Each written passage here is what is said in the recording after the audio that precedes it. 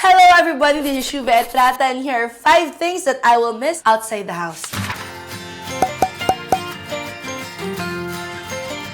Siguro number 1, friends.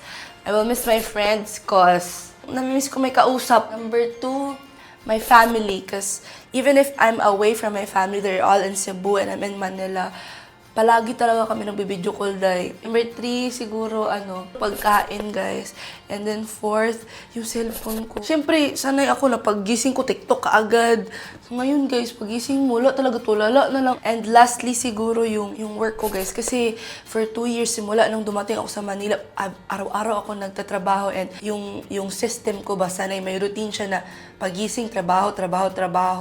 Pero ngayon, pagising ko, tulala.